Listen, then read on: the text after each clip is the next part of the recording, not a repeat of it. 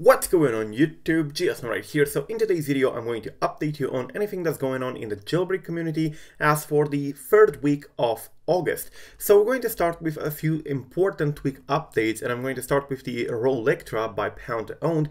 And this guy here was a former Electra jailbreak team member, but now he's building a jailbreak himself. He also built the Rollectra tool, which pretty much allows you to remove the Electra jailbreak so that you can start fresh and, restore your device. And he posted this in here, in which he says, quote, "The new update of Rollectra will have an option to only restore the system partition without touching the user data." Now this is important because for the moment the Rollectra application will get rid of Electra, but will also get rid of all your data on the phone. So you will need to do a backup before you use Rollectra. Now in a future update, apparently Rollectra will have an option to preserve your user data and only remove the jailbreak related stuff. Now you're probably going to ask me, why the hell would you want to remove the Electra jailbreak? Well, sometimes the device gets cluttered with a lot of tweaks that you don't need and a lot of leftovers, and it works slow and so on, and it crashes, and you would like to just start fresh. And unfortunately, you are not able to use the erase all contents and settings button from the settings.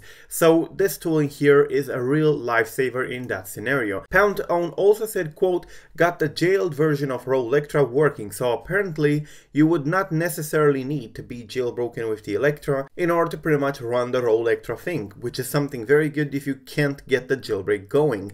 So this is pretty much it with the Rollectra. We're going to move on to Coolstar, who announced a few updates as well. The first one to Ventana, and then to Anemone, Sileo, and of course the Electra. He says in here, quote, "Roadmap, Ventana 11.3 update planned for release ASAP, either as OTA or on shares, depending on when payments is sorted. Anemone 3.0, Sileo launch, and the Electra update should be at around the same time." He also followed it up after that, correcting himself. He said, quote, "Correction, Ventana update is ASAP, and Anemone 3.0, Sileo, and Electra updates have no rush and may take some time." So for those of you who are wondering when the Sileo Cydia alternative will be released, well, apparently it's going to take more time since there is no rush in the development, and probably they're waiting for the next jailbreak if you ask me. Anyways, he also followed it up with this, quote, "A Ventana update is available on OTA, reinstall Ventana to get it. Will also be available on shares with classic folders too once I get everything sorted out.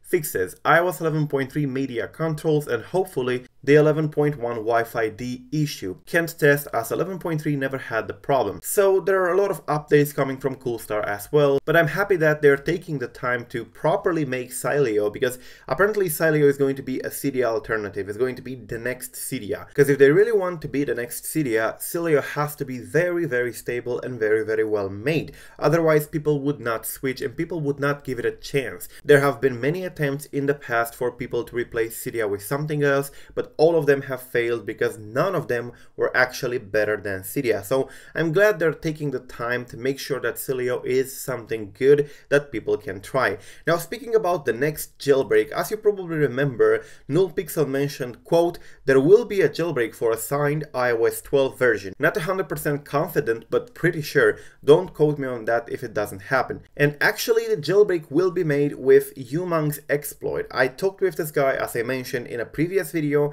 and he told me he does have an iOS 12 kernel exploit that he is willing to release, and of course he also assured me that jailbreak development is currently in progress. Developers are currently doing tests with Corellium, which is a virtualization system, and of course we should expect an iOS 12 jailbreak. Now I'm not entirely sure about iOS 11.4.1 and iOS 11.4. For iOS 11.4 there are many vulnerabilities available, and I talked about them in a previous video. There is no kernel exploit for the moment for the iOS 11.4, but once that is available, a jailbreak should be pretty trivial. Now for the iOS 11.4.1, bad news, there is absolutely no vulnerability released, but there is a chance that Umang's vulnerability would work on iOS 11.4.1 as well, not only on iOS 12. However, I have to confirm that with Umang before we can say whether it's true or not. Anyways, iOS 12 looks quite promising. It's stable as hell, and of course a jailbreak combined with iOS 12's features and the design would definitely be something great. Anyways, that's pretty much it with this update, guys. I really hope you enjoyed this video. This is what happened in the third week of August. Thank you for watching. I'm GeoSnow. Peace out.